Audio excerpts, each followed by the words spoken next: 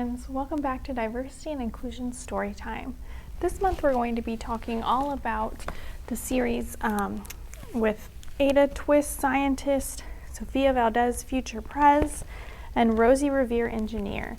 So all these stories have different kids who achieve great things, and so you'll notice in some of the different stories there's lots of people who look like you, or maybe who look different than you, and so we'll be reading all three of these today.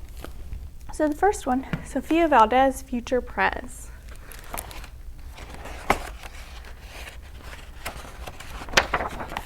Sofia was a baby who got things done, helping her family before she turned 1. She and Abuelo went out every week to help elderly friends around Blue River Creek who couldn't get out and go and about on their own, and with no place to gather were stuck home alone. Raking the leaves, taking pets for a walk, or just dropping by for a treat and a talk, Sofia Valdez did as much as she could for her family and friends and her whole neighborhood. A dreamer, a doer, a real-life go-getter. Most people like good, but Sofia liked better.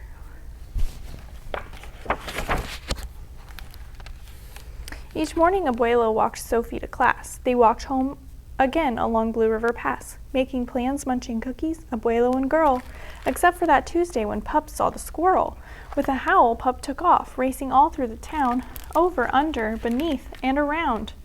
Sofia scrambled to try to keep up with the hollering man and the bellowing pup.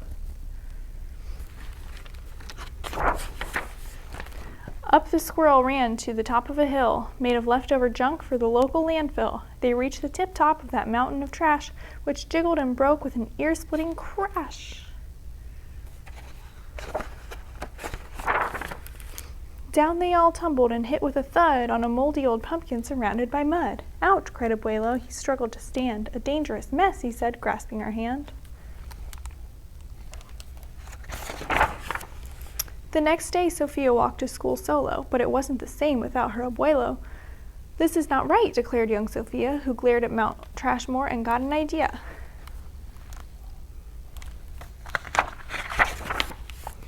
The very next morning at dawn, she planted a sign at the front of the lawn. She stood back and smiled, and Pup gave a bark.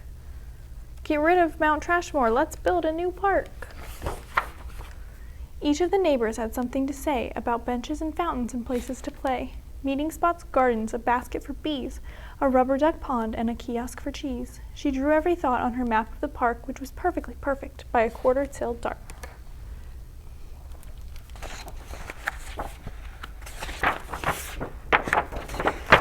She drifted to sleep in her soft, cozy bed. Then, bam! She woke up when a thought smacked her head.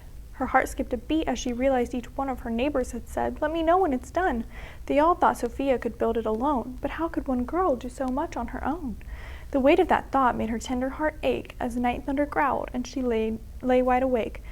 Then dawn brought a storm, and the gloomy sky wept, and the heart-sick Sofia finally slept. Sofia finally slept. Abuelo baked cookies when Sophie got up. He gave her a bag full and sneaked one to Pup. He blinked back a tear as he hugged his Sofia. "For courage," he whispered. "Te amo, mi vida." Sofia's knees wobbled. She felt weak inside. She looked at his ankle and quite nearly cried. Though she didn't feel brave or courageous at all, Sofia Valdez went to face City Hall.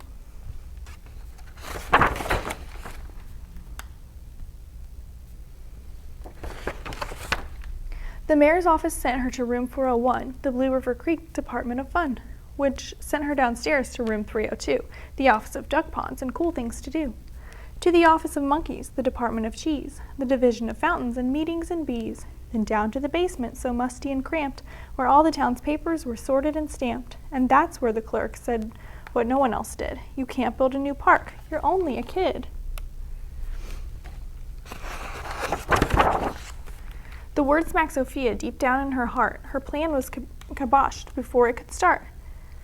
"I think," said Sofia, "I think that law's wrong," but her second-grade voice didn't sound very strong. The clerk said, "Clearly it cannot be done. Do you have any questions?" Sofia said, "1. If you were me, and if I was you, and he was your grandpa, what would you do?" "Well," said the clerk. Then she said nothing at all. She thought and she thought, then sent out a call to every employee throughout City Hall. The entire government of Blue River Creek crammed into the office to hear Sophie speak, but her words jumbled up and her cheeks turned bright red as a dozen emotions rushed into her head. Her heart beat so loudly she thought it would crack. The crowd leaned in closer. Sophia leaned back. Then her arm brushed the edge of the old cookie sack. And that was the moment when Sophia first knew being brave means doing the thing you must do. Through your heart cracks with fear, though you're just in grade 2. Oh, though your heart cracks with fear, though you're just in grade 2.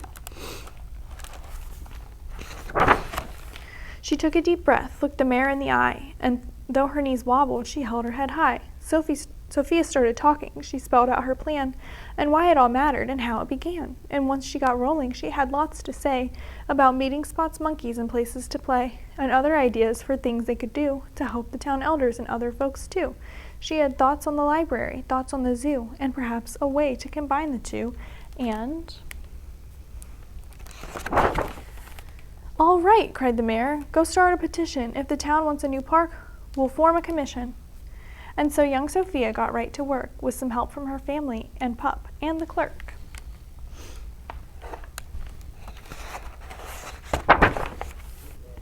Then others joined in, not all but a few, like Miss Lila Greer and the kids in grade 2.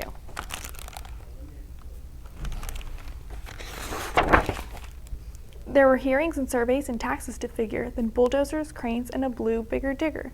They all built that park, that's how it got done, with the hard work of, by, and for everyone. But it began with the dream of one person, just one, who laced up her shoes and then led the way to help Blue River Creek get a new place to play. Now every evening till long after dark, the town comes together at Citizens Park. They all hold this truth to be self-evident, that Sofia Valdez could grow up to be president. Until then, Sophia, that real-life go-getter, helps Blue River Creek get better and better.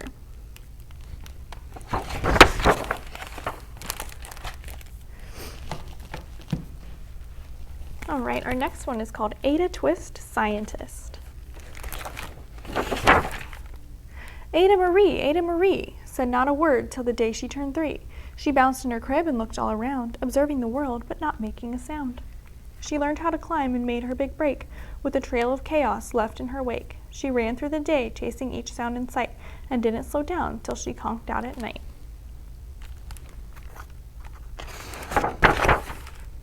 Her parents were frazzled, but tried not to freak, as Aydah grew bigger and still did not speak. Clearly young Aydah, with lots in her head, would have something to say when it ought to be said. That's just what happened when Aydah turned 3. She tore through the house on a fact-finding spree and climbed up the clock just as high as she could. Her parents yelled, "Stop!" as all good parents would. Aydah's chin quivered, but she did not cry. She took a deep breath and she simply asked, "Why?" Why does it tick and why does it talk? Why don't we call it a granddaughter clock? Why are there pointy things stuck to a rose? Why are there hairs up inside of your nose? She started with why, and then what, how, and when. By bedtime she came back to why once again. She drifted to sleep as her dazed parents smiled at the curious thoughts of their curious child, who wanted to know what the world was about. They kissed her and whispered, "You'll figure it out." Her parents kept up with their high-flying kid, whose questions and chaos both grew as she did.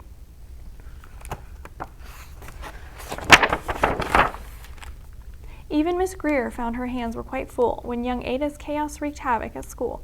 But this much was clear about Miss Aydah Twist: she had all the traits of a great scientist.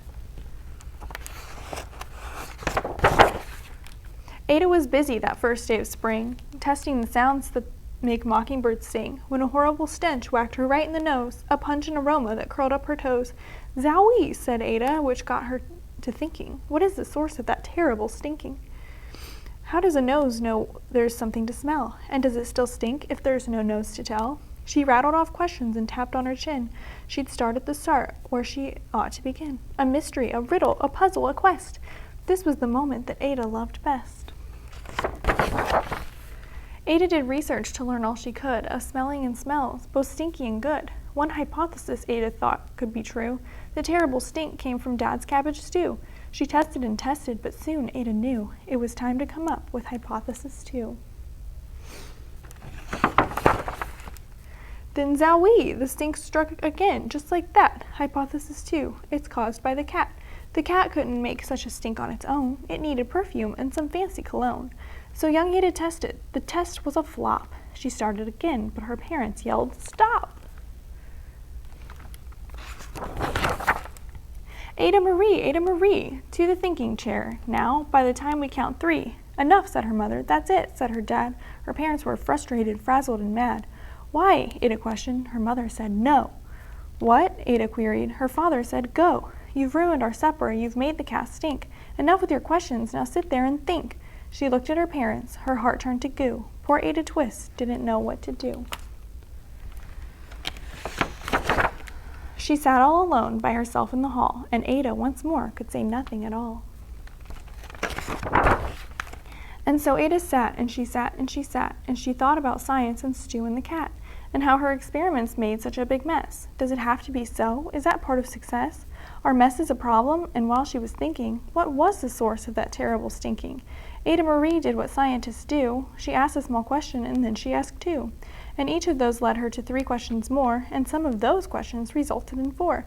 As Aydah got thinking, she really dug in. She scribbled her questions and tapped on her chin. She started at why, and then what, how, and when. At the end of the hall, she reached why once again. Her parents calmed down, and they came back to talk. They looked at the hallway and just had to gawk. No patch of bare point could be seen on the wall. The thinking chair now was the great thinking hall. They watched their young daughter and sighed as they did. What would they do with this curious kid who wanted to know what the world was about? They smiled and whispered, we'll figure it out. And that's what they did, because that's what you do when your kid has a passion and heart that is true. They remade their world. Now they're all in the act of helping young Aydah sort fiction from fact. She asks lots of questions. How could she resist? It's all in the heart of a young scientist. And as for that smell, what can Aydah Twist do but learn all she can with her friends in grade 2? Will they discover the stink that curls toes? Well, that is the question, and someday, who knows?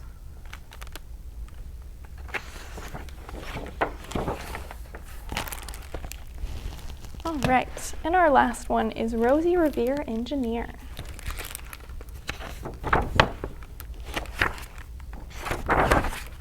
This is the story of Rosie Revere, who dreamed of becoming a great engineer. In Lila Greer's classroom at Blue River Creek, young Rosie sat shyly, not daring to speak. But when no one saw her, she peeked in the trash for treasures to add to her engineer's stash. And late at night, Rosie rolled up her sleeves and built in her hideaway under the eaves. Alone in her attic, the moon high above, dear Rosie made gadgets and gizmos she loved. And when she grew sleepy, she hid her machines far under the bed where they'd never be seen. When Rosie was young, she had not been so shy. She worked with her hair swooping over one eye and made fine inventions for uncles and aunts, a hot dog dispenser and helium pants. The uncle she loved most was zookeeper Fred. She made him a hat to keep snakes off his head, from parts of a fan and some cheddar cheese spray, which everyone knows keeps the pythons away.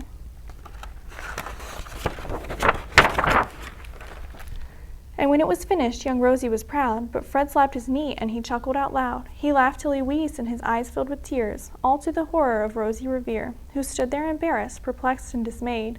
She looked at the cheese hat and then looked away. I love it, Fred hooted. Oh, truly I do. But Rosie Revere knew that could not be true. She stuck the cheese hat on the back of her shelf, and after that day kept her dreams to herself.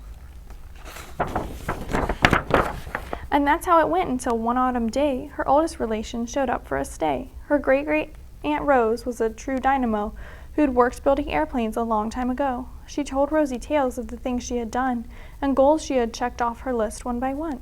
She gave a sad smile as she looked at the sky. The only thrill left on my list is to fly. But time never lingers as long as it seems. I'll chalk that one up to an old lady's dreams.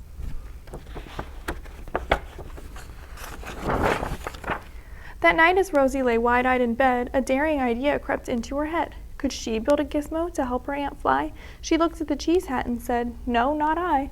But questions are tricky and some hold on tight, and this one kept Rosie awake through the night. So when dawn approached and red streaks lit the sky, young Rosie knew just how to make her aunt fly.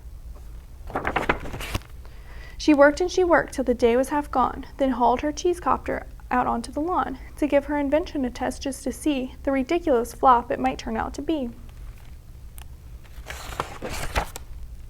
Strapped into the cockpit, she flipped on the switch. The helio cheese copter sputtered and twitched. It floated a moment and whirled round and round, then froze for a heartbeat and crashed to the ground. Then Rosie heard laughter and turned round to see the old woman laughing and slapping her knee. She laughed till she wheezed and her eyes filled with tears, all to the horror of Rosie Revere, who thought, "Oh no, never, not ever again will I try to build something to sputter or spin, or build with a lever, a switch, or a gear, and never will I be a great engineer." She turned round to leave, but then Great-Aunt Rose grabbed hold of young Rosie and pulled her in close, and hugged her and kissed her and started to cry. "You did it! Hooray! It's the perfect first try! This great flop is over. It's time for the next." Young Rosie was baffled, embarrassed, perplexed. "I failed," said dear Rosie. "It's just made of trash. Didn't you see it? The cheese copter crashed." "Yes," said her great-aunt, "it crashed, that is true. But first it did just what it needed to do. Before it crashed, Rosie, before that, it flew."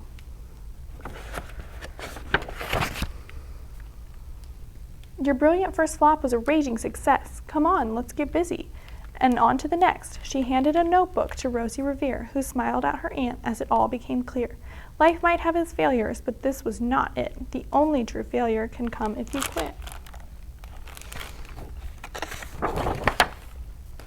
They worked till the sun sneaked away to its bed. Aunt Rose tied her headscarf around Rosie's head and sent her to sleep with a smile ear to ear, to dream the bold dreams of a great engineer.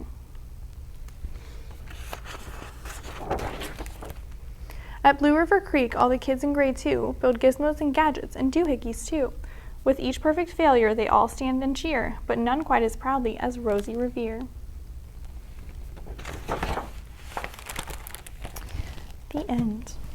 Well, thank you all for coming to Diversity and Inclusion Storytime, and we'll see you next time.